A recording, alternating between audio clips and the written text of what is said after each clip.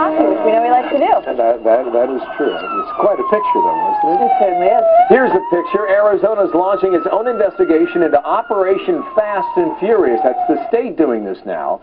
The legislature wants to know if the federal government broke state law. Two of the weapons turned up at the scene of Border Patrol agent Brian Terry's murder, and that started a firestorm for some time. William Jeunesse live in the story out of L.A. today. Why the third investigation now, William? Well, Bill, as you said, we have two investigations already. One by the Department of Justice Inspector General, another by Congressman Darrell Issa. Yesterday, Arizona initiated another. One, they want to know if state laws were broken. Two, what about additional crime victims? Some 2,000 guns were illegally bought, sold, and smuggled inside Arizona. Some were used there in crimes. The Justice Department knows where, but they're refusing to say. And third, the committee wants to hear from Arizona gun dealers who helped the government sell the guns to buyers they knew were criminals. The committee chairman believes they were coerced. There's 1,500 guns or more missing, and we don't know where they are. And hopefully we'll be able to find it. That affects Arizona and Arizona citizens.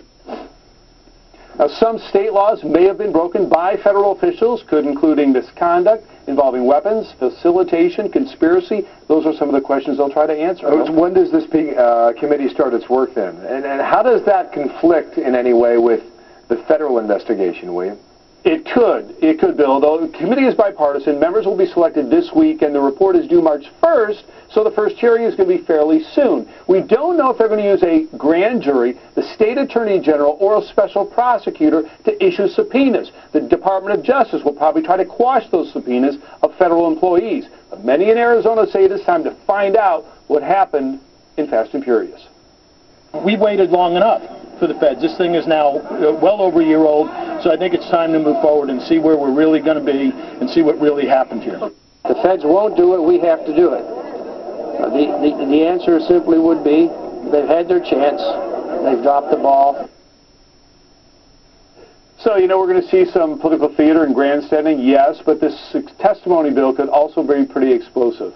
Back to you. Indeed, it could be. William, thank you for that. William Jeunesse back on that story as he has been in Los Angeles. He sure has, and this is just the latest fallout from this Operation Fast and Furious.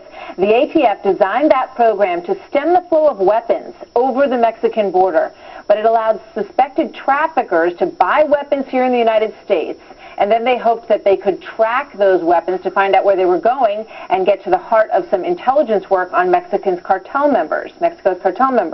But the weapons sold through Fast and Furious are now linked to at least 2 violent crimes here in the United States, and therein lies the huge problem in all of that. There was a